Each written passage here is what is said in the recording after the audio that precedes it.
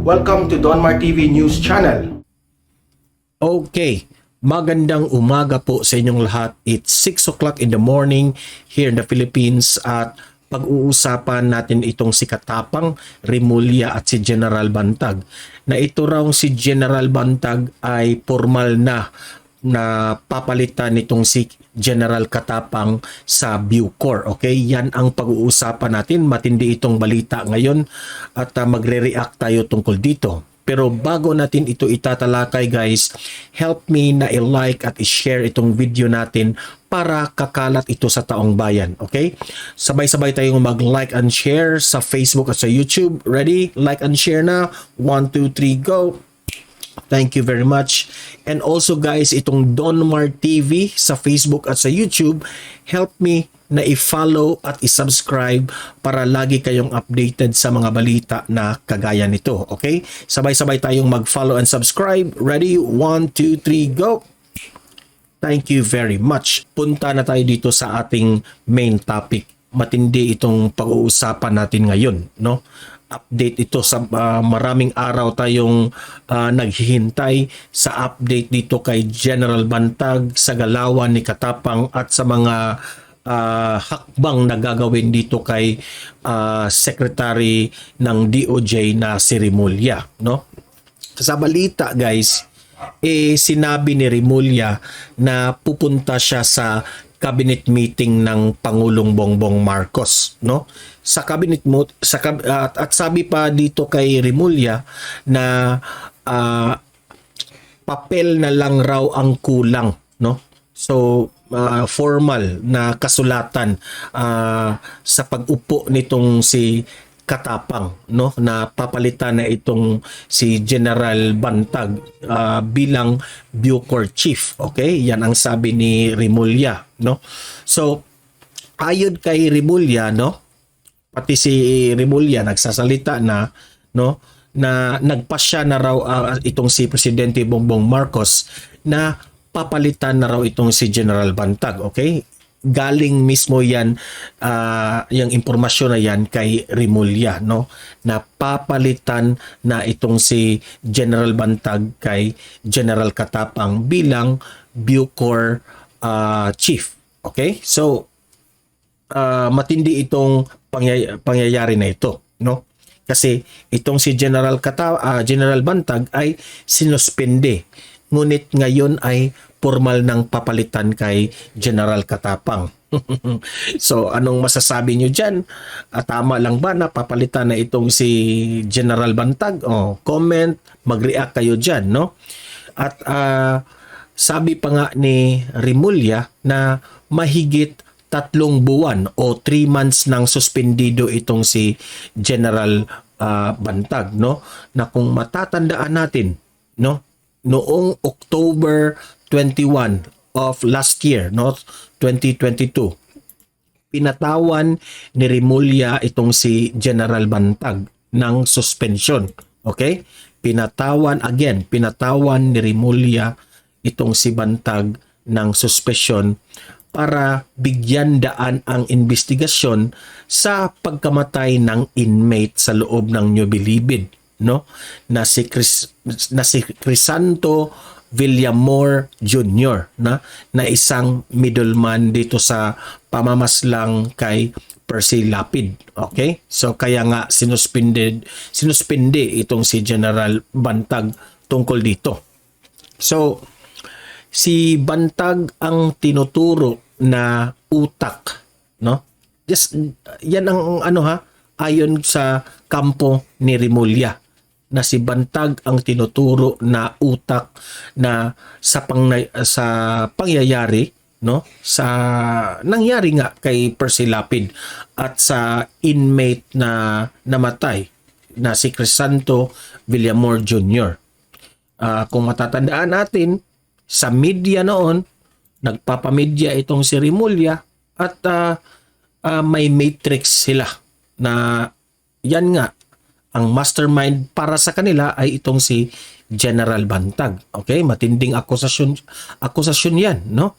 Nagre-react ang taong bayan, marami ang kumampi kay General Bantag at marami rin sari-sari, no? May kumampi rin kay Rimulya, kay Katapang, no? Sa mga, sabi pa nga ng mga mamamayan natin, maraming tinanim na kasalanan itong si Katapang kay General Bantag. Okay? Yan ang mga sabi ng mga nag-comment sa mainstream media. Kung babasahin natin ang mga comment, tinaniman raw itong si General Bantag. So, wala naman tayong exact na mga ebidensya dyan. So, hindi pa tayo makapag-conclude dyan, no? Kung totoo man yan o hindi. So, sabi ni Rimulya na masusing pinag-aralan ang kaso ni General Bantag, no? Talagang pinag-aralan raw nila. Yan ang sabi niya, no? Kaya raw tumagal ang desisyon bago pinalitan itong si General Bantag sa Bucor, no? As Bucor chief, no? Ngayon, papel na lang ang hinihintay, no? Para formal na itong papalitan kay General Katapang, no? Yan raw ang pasya ng Pangulo ayon kay Rimulya, no? So, ito raw si General Katapang ay nagpapasalamat kay Presidente Bongbong Marcos sa tiwala na ibinigay, no? Galing yan mismo kay General Katapang, no? Nasabi ni Katapang na hindi sila masyadong nag-usap kay Presidente Bongbong Marcos, ngunit kahit hindi sila nag-uusap ay tuloy-tuloy pa rin ang kanyang trabaho sa loob ng Bucor. At ma-officer in charge man siya o ma-Bucor chief man siya, tuloy-tuloy lang raw ang kanyang trabaho bilang officer in charge o ma-Bucor man. Okay? So, alam ko, kayong mga taong bayan na pumanig kay General Bantag, ano ito? No? Alam kong hindi kayo pabor dito na papalitan itong si General Bantag. Okay? So, papanoorin natin itong balita, no? Sa UNTV na ito'y tungkol nga sa pagpalit kay General Katapang at tayo ay sabay-sabay magre-react tungkol sa balita na ito. Okay? So, let's play this video.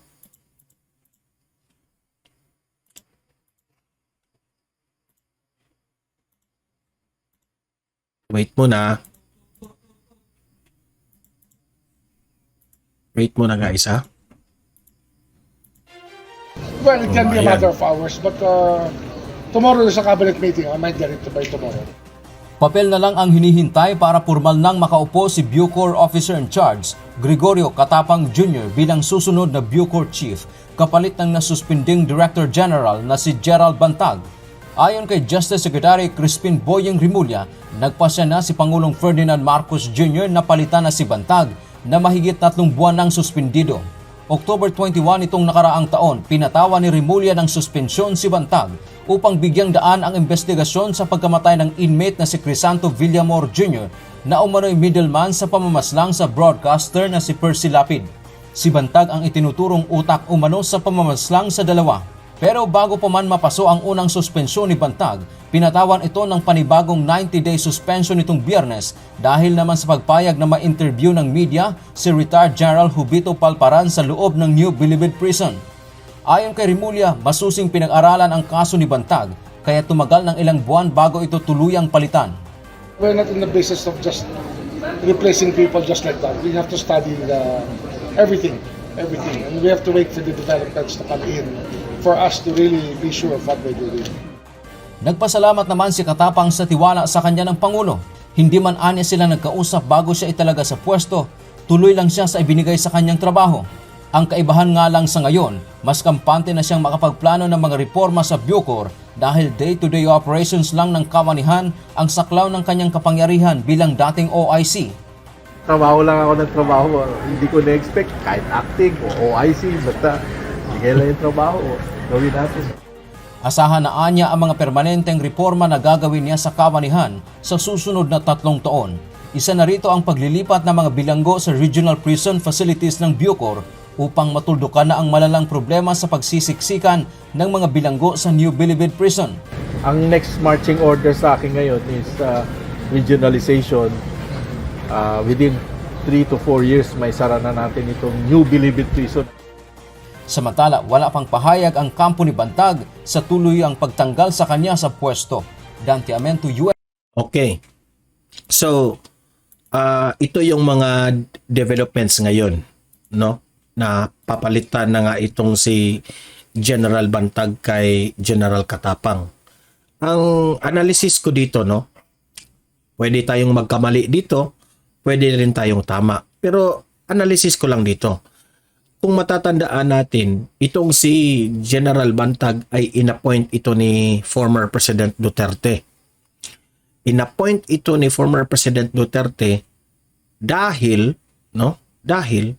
magaling itong si General Bantag when it comes to disiplina sa loob ng Bucor, especially on the war on drugs, illegal na droga. Marami ang nagsasabi no sa mga sources natin na ito raw si General Bantag medyo kinatatakutan ito sa loob ng Bucor, especially itong mga drug lords na ito. Takot na takot sila kay General Bantag at ayaw nila si General Bantag dahil si General Bantag raw ay trabaho lang, hindi pwedeng bigyan ng pera, no? Yan ang narinig natin sa mga sources natin, no? For short, hindi sila maligaya kapag si General Bantag yung Bucor chief. Okay? Kasi napuputol yung kanilang mga transaksyon, napuputol yung kanilang mga kaligayahan dahil si General Bantag ay hindi siya yung tipo na Bucor chief na pwede nyong bayaran ng pera. Okay? Yun ang mga sabi ng mga sources natin. Yun raw ang style ni General Bantag. Ngayon, nang ito sa balita ngayon na itong si General Katapang ay papalit na kay General Bantag, no? Sa analysis ko dito, hindi ako nag-aakusa kasi masama yan. Sa akin lang, baka kapag itong si General Katapang na ang kung ating ibalik, no, ang pangyayari noon, itong si General Katapang ay tauhan ito ni Pinoy. Ito yung in charge ni Pinoy noon dito sa Bucor. Okay? So may alam rin ito sa pag-handle sa loob ng Bucor. May experience ang tao. Okay? Ang problema ko dito, no? If you will analysis ko ito, opinion ko ito, respetuhin nyo ako. Okay? So, kasi yung opinion nyo, respetuhin ko rin. Sa akin lang, itong nung panahon ni Pinoy, na si General Katapang yung in charge, no? Para sa akin, no? Posible ba na itong mga nasa loob ng New Bilibid, itong mga drug lords na ito, itong mga leader sa loob ng mga kubol na mga gang leaders doon, kapag si Katapang na ang Bucor chief, no, official na Bucor chief, baka, no, posibleng masaya na sila. Kasi makapaggawa na sila sa kanilang mga transaksyon. Baka lang, posible bang ganun na ang kalakaran sa loob, no? Kasi maraming mga bagay na hindi nila pwedeng magawa sa panahon ni General Bantag. Ewan ko lang ngayon, okay, na si General Katapang na ang mag-handle as Bucor chief. Okay? So, para sa akin, opinion ko ito, nasasayangan ako kay General Bantag. Kasi we already have a Bucor chief na we can trust when it comes to the dealing with this illegal na mga transaksyon sa loob ng New Bilibid. Ngayon, no, nabalik na naman itong si General Katapang, baka babalik na naman yung mga pangyayari noon na during the times of Pinoy. Hindi ko rin alam, no?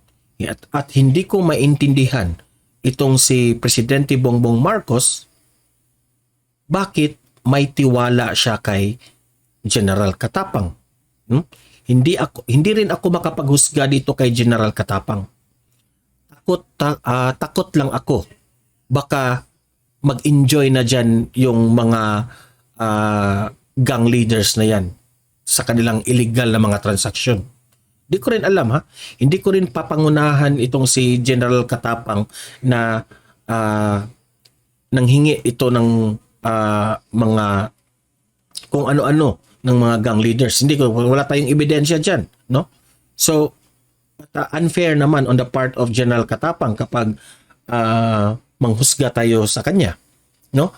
Pero as far as I know, no, na itong si General Katapang ay todo na naghanap ng mga kasalanan ni General Bantag at hindi ko rin alam kung totoo ba yan o hindi yung kanyang mga pinagkalkal na mga kasalanan ni General Bantag.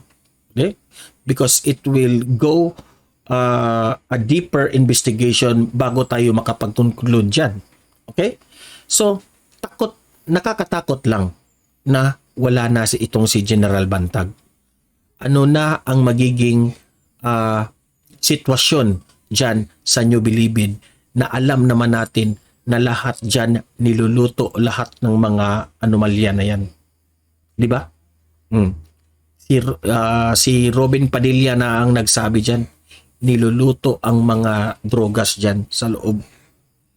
Nung panahon ni General Bantag, ubos raw lahat yan. Hindi raw masyadong strict daw itong si General Bantag. Ngayon na si Katapang na, yan ang malaking tanong natin. So kayong mga audience ko dito, libre kayong mag-comment, mag-react. Mag-comment kayo, ano ang masasabi nyo kapag si General Katapang na ang mag-handle as Bucor Chief dito sa New Bilibid. At ano ang masasabi nyo na tuluyan ng tinanggal itong si General Bantag bilang Bucor Chief. Mag-react kayo, mag-comment kayo at babasahin natin yan. Okay? So guys, help me na i-like at i-share itong video natin para kakalat ito sa taong bayan, itong balita natin. Okay? Tungkol dito. At don't forget guys, if nagugustuhan nyo itong video na ito at bago pa lang kayo sa channel at page ko, please consider na i-subscribe at i-follow para lagi kayong updated sa mga balita na kagaya nito. Okay? So guys, hanggang dito na lang itong video na ito. Update ko lang kayo. At God bless inyong lahat. At see you in my next video.